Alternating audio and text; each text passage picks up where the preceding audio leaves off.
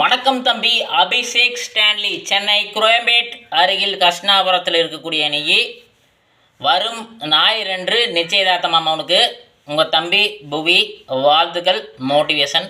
அப்புறம் சில சொற்கள் சொல்லலாமா?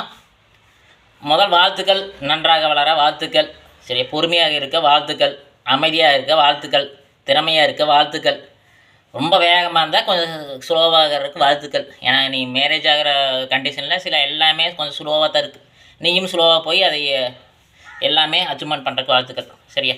உங்கள் பார்க்லேஸ், இங்கிலீஷில் போட்டாங்க, எனக்கு புரியல. பார்க்லேஸ் கம்பெனிலேருந்து அனைவரும் வாழ்த்து சொல்கிறாங்க. முக்கியமாக அது நண்பனும் தம்பியான புவி சொல்கிறபடி.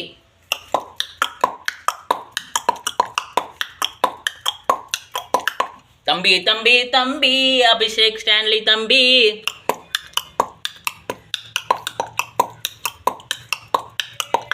சூப்பரா சமைக்கிறேன்னு சொன்னா அப்படி புவி.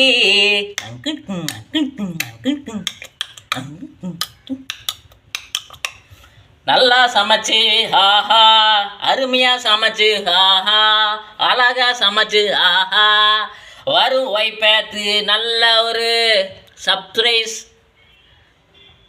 அழகா நீ சமைக்கிறதுலையே என்ன கோவம் வந்தாலும் அந்த கோவத்தை அடக்கிற மாதிரி உன்னோட சமையல் ரேஸ்ட்டு வேற மாதிரி இருக்கும்னு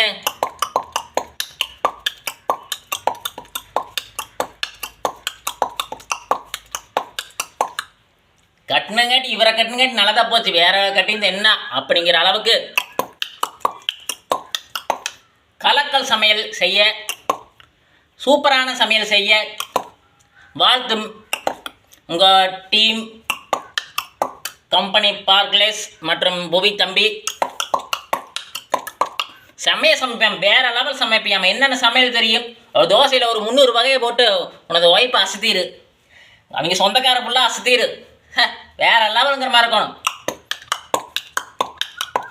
எல்லாரும் சமைக்கிற மாதிரி சமைக்காம வேற மாதிரி ஏதோ ஒன்று புதுசாக சமைச்சு. ஒரு சமையலுங்கிறது ஒரு பெரிய வரம், அந்த சமையல் செய்கிறங்கிறது ஒரு பெரிய விஷயம். சரியா?